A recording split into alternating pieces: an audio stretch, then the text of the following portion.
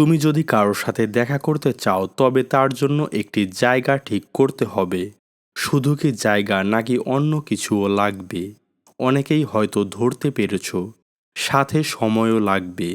জায়গার সাথে সময় ঠিক করতে না পারলে কারো সাথে দেখা করা অসম্ভব।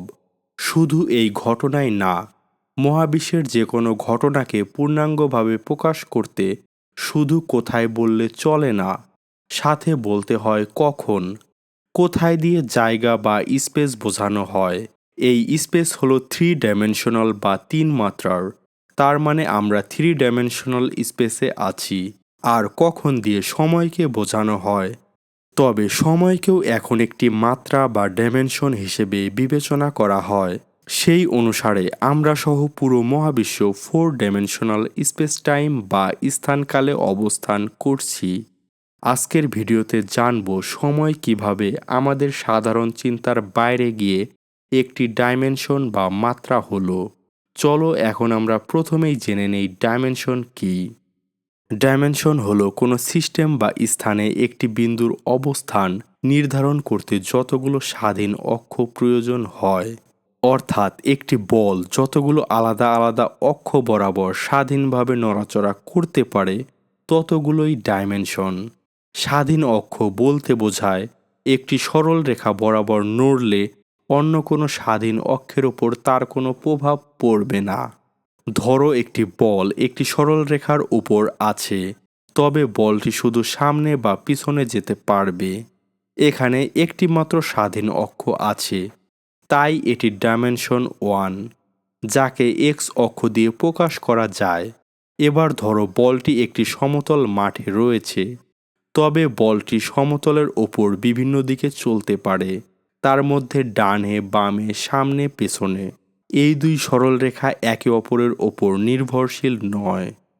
ডানে গেলে সামনে যাওয়াটা বাধ্যতামূলক না, তাই এখানে দুটি স্বাধীন অক্ষ রয়েছে, যার ডাইমেনশন 2, যাদেরকে এক্স এবং ওয়াই দিয়ে প্রকাশ করা হয়। এখানে খেয়াল করলে দেখতে পাবে দুটি অক্ষ পরস্পর 90 ডিগ্রি কোণে আছে, তার মানে দুটি স্বাধীন অক্ষ 90 ডিগ্রি কোণে থাকে। আবার বলটি ডানে বামে সামনে পেছনে কেবল সমতলের ওপর না চলে উপর নিচেও চলতে পারে। এই তিনটি অক্ষ একে অপরের থেকে সম্পূর্ণ স্বাধীন। এদের একে অপরের সাথে মধ্যবর্তী কোণ 90 ডিগ্রি। এটাই স্পেশাল ডাইমেনশন বা স্থানিক মাত্রা। আমরা এখানেই রয়েছি। এটার তিনটি স্বাধীন অক্ষ থাকায় এর ডাইমেনশন বা মাত্রা 3। এটাই আমাদের ত্রিমাত্রিক জগৎ বা 3D ওয়ার্ল্ড।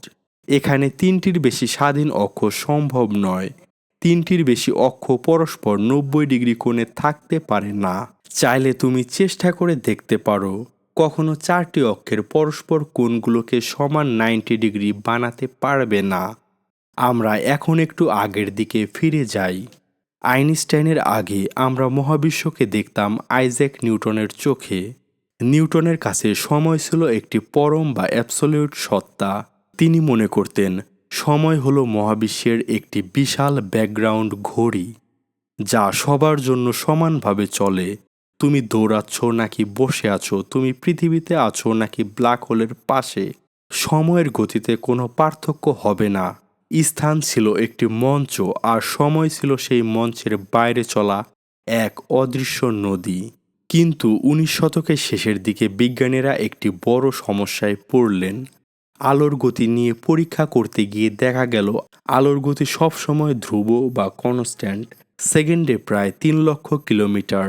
একটি উদাহরণ দেই, তুমি যদি ঘন্টায় 100 কিলোমিটার বেগে চলা ট্রেনে থেকে সামনের দিকে একটি বল 50 কিলোমিটার বেগে ছুঁড়ে মারো, তবে বাইরের অবজারভারের কাছে বলটির গতি হবে 150 কিলোমিটার। কিন্তু আলোর ক্ষেত্রে এটি কাজ করে না। তুমি স্থির থাকো বা আলোর দিকে প্রচণ্ড বেগে ছুটতে থাকো, আলোর গতি সবসময় একই থাকে। নিউটনের পরম সময় দিয়ে এই অদ্ভুত ঘটনা ব্যাখ্যা করা যাচ্ছিল না। তখনই মঞ্চে প্রবেশ করলেন অ্যালবার্ট আইনস্টাইন। 1905 সালে আইনস্টাইন দিলেন তার স্পেশাল রিলেটিভিটি তত্ত্ব।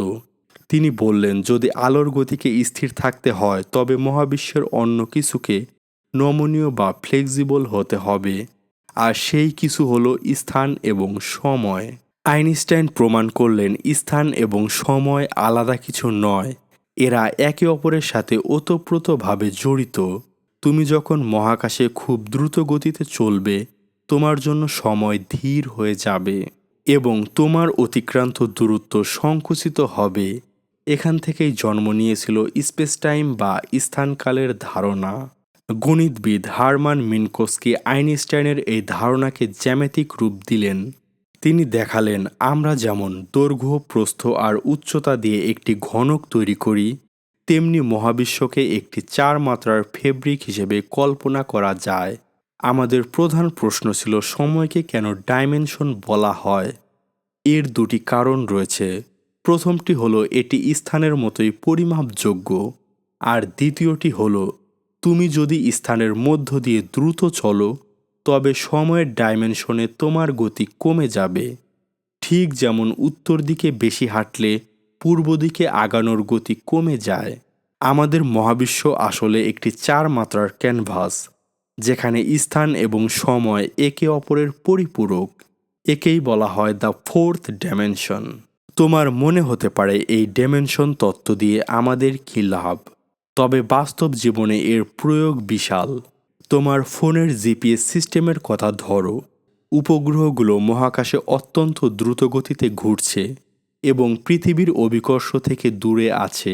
আইনস্টাইনের স্পেস টাইম তত্ত্ব ব্যবহার করে যদি সময়ের এই সূক্ষ্ম পার্থক্য সংশোধন না করা হতো, তবে তোমার ফোনের ম্যাপ কয়েক কিলোমিটার ভুল লোকেশন দেখাতো। এছাড়া ব্ল্যাক হোল, বিগ ব্যাং এবং মহাবিশ্বের প্রসারণ বুঝতে এই চতুর্থ মাত্রার কোনো বিকল্প নেই। আমরা সময়ের প্রবাহকে অনুভব করি, কিন্তু একে ধরতে পারি না। আমরা স্পেশাল ডাইমেনশনের সামনে পিছনে যেতে পারি, কিন্তু সময়ের ডাইমেনশনে আমরা সবাই একমুখী যাত্রী। সময় যে কেবল একটি ঘড়ির হিসাব নয়, বরং মহাবিশ্বের ফেব্রিকেশন। এই উপলব্ধি আমাদের অস্তিত্বের প্রতি আরও বিস্ময় জাগিয়ে তোলে। সর্বশেষ বলতে চাই, ভিডিওটি ভালো লাগলে লাইক দাও এবং বিজ্ঞানের এই রোমাঞ্চকর যাত্রায় আমাদের সাথে থাকতে চ্যানেলটি সাবস্ক্রাইব করতে পারো। সাথে থাকার জন্য সবাইকে ধন্যবাদ।